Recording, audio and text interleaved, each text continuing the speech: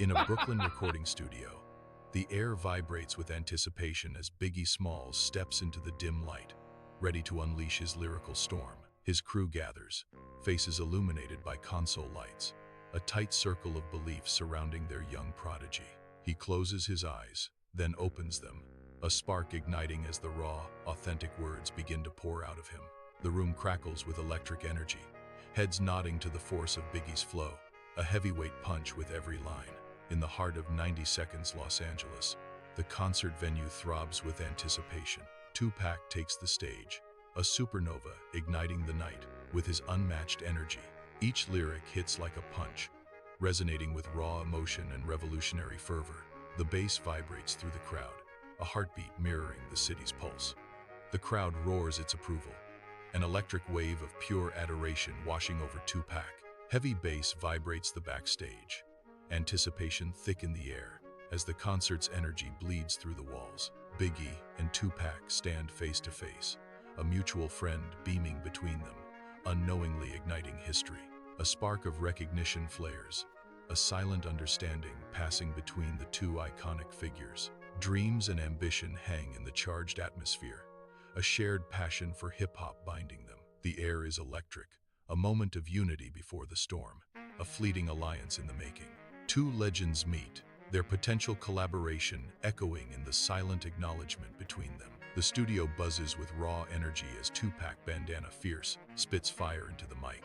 Biggie, a sly grin playing on his lips, watches, a silent giant absorbing the verse. Sunlight paints dust motes gold as verses collide, a symphony of ambition and rivalry. Amidst chaos, a creative storm brews, fueled by passion and lyrical prowess. Each exchange is a challenge, pushing boundaries, forging legends in the heart of LA. Under the intense Los Angeles sun, Tupac stands amidst the vibrant chaos of a bustling street, his brow furrowed, a shadow of concern etching across his face as he prepares to speak. He turns towards Biggie, his expression a mix of urgency and a plea for understanding.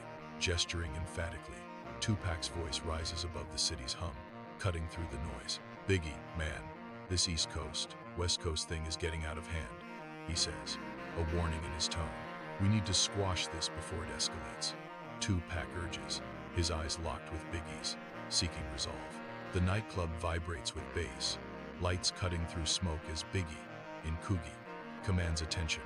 Champagne sprays, a baptism of success as the crowd surges, hungry for a moment in Biggie's orbit. The air crackles with electric energy, each flash of light illuminating faces lost in the revelry. Success surrounds Biggie, but a flicker of something heavier begins to show in his eyes. Amidst the celebration, the weight of expectation settles, a shadow in the neon glow.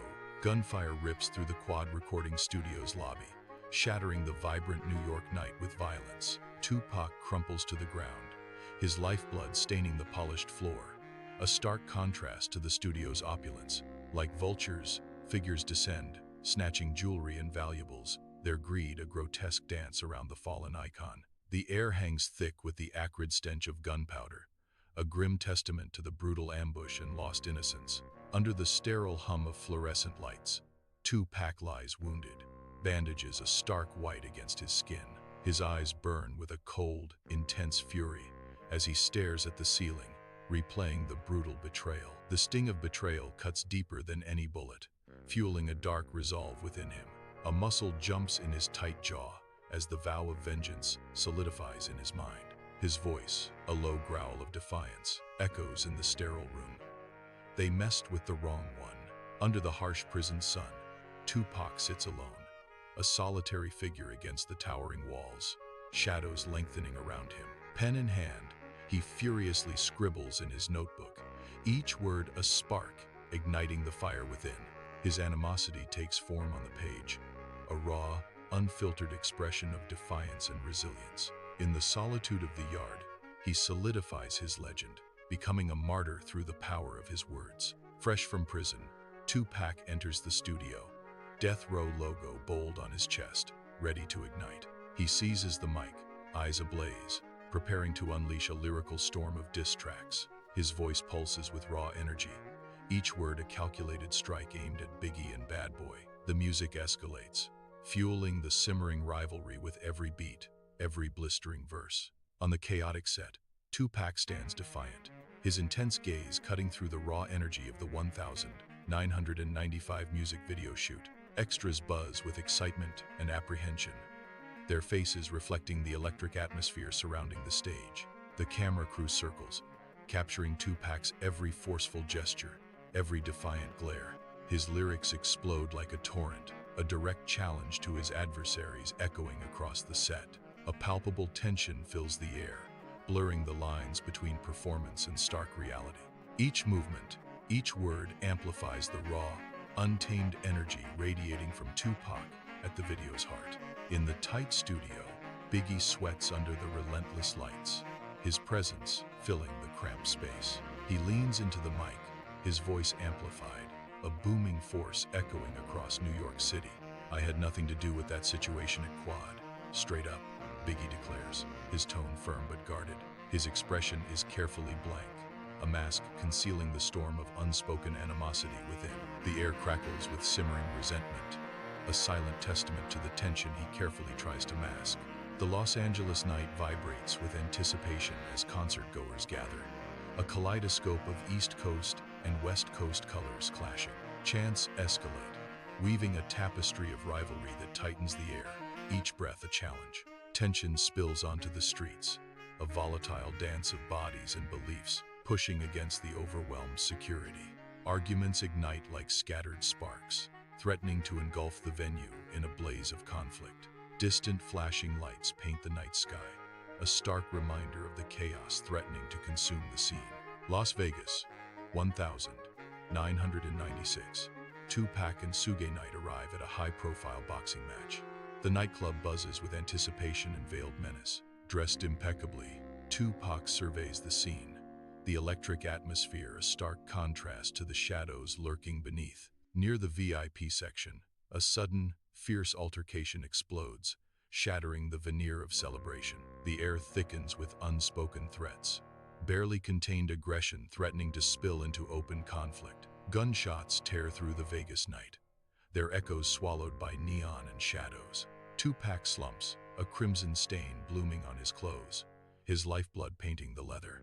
Panic explodes as his entourage erupts into action, a desperate scramble against fate. Amidst the chaos, they fight to pull him from the wreckage, a race against the fading light.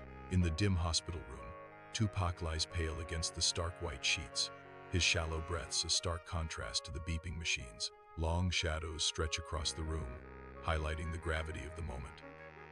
Outside, the world holds its breath, suspended between hope and despair, as Tupac's condition worsens. Each labored breath echoes in the silent room, a poignant reminder of the fragility of life. City street buzzes, newsstands scream, "Tupac dead," faces stunned, crowds gather, grief palpable as California love echoes. News reporter, VO. Tupac Shakur died from injuries, shooting. Young man, Pac was the voice, the realest dude out there. Young woman, this can't be happening. He had so much more to give. In the heart of a Los Angeles recording studio, the air vibrates with the low hum of electronic equipment. Biggie, sweat glistening, stands before the mic, a beacon of raw energy and confidence. Lyrics explode from him, painting vivid pictures of a life lived large and a talent unmatched. Through the control room glass, producers nod, mesmerized by the lyrical storm brewing within. This is Hypnotize, a testament to his reign amidst the chaos, a defiant roar against the storm. Los Angeles, 1997. A city pulsing with life as Biggie arrives to promote his new album. The city lights blaze like a million camera flashes, all eyes on the rap superstar. The air crackles with anticipation as Biggie steps onto the scene, a magnetic force. Inside a vibrant party, the music throbs, a celebration following the Soul Train Awards. Biggie moves through the crowd, the energy shifting and intensifying with each step. The night is young, the stakes are high, and Biggie reigns supreme in the city of angels. Night air crackles as a dark sedan speeds past the Peterson Automotive Museum, its presence a stark omen. Gunshots explode, shattering the night's calm and sending shockwaves through the crowd. Screams of terror erupt as the crowd scatters, a chaotic dance of desperation under the cold night sky. A figure collapses, the harsh reality of violence, painting a grim scene outside the museum. The hip-hop world is stunned by another tragedy.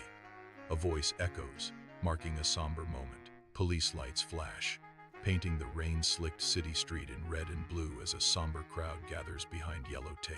Faces in the crowd reflect shock and grief, the weight of the night heavy in the air as distant sirens wail. News reporter, VO. The 9th of March 1997. News of Biggie's death spreads rapidly. News reporter, VO. The East Coast versus West Coast rivalry claims another victim. A grand hall, draped in somber hues, echoes with the collective grief of thousands mourning Biggie in Brooklyn, 1997. Faces etched with sorrow fill the pews, a sea of fans united in homage, their eyes reflecting unspoken memories. The weight of a life cut short hangs heavy in the air, the silence broken only by muffled sobs and whispered prayers. The crowd spills onto the streets, a somber river flowing through Brooklyn, carrying the weight of a legend lost. Fluorescent lights hum over the precinct, illuminating stacks of cold case files. Unsolved mysteries lurk in every shadow. Detectives pore over aged documents, their faces grim in the stark light. Glossy photographs reveal the faces of Tupac and Biggie, haunting reminders of justice denied. Their eyes stare back, a silent challenge echoing through the decades. Unanswered questions hang heavy, thick as the Los Angeles smog. A montage of vibrant chaos. News anchors announce Tupac's soaring album sales, fueling the fire. Tupac's electrifying performance of California Love ignites the screen.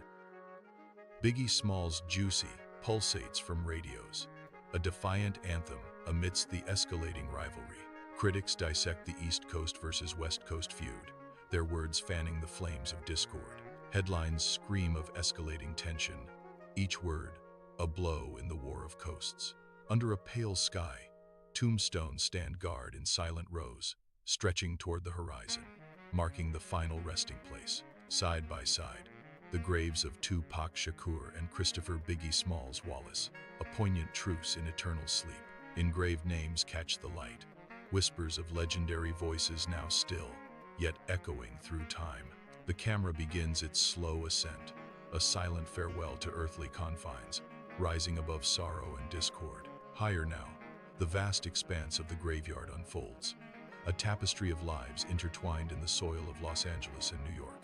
From above, the city fades, leaving only the quiet landscape of remembrance, a solemn testament to legacies forged in rhyme.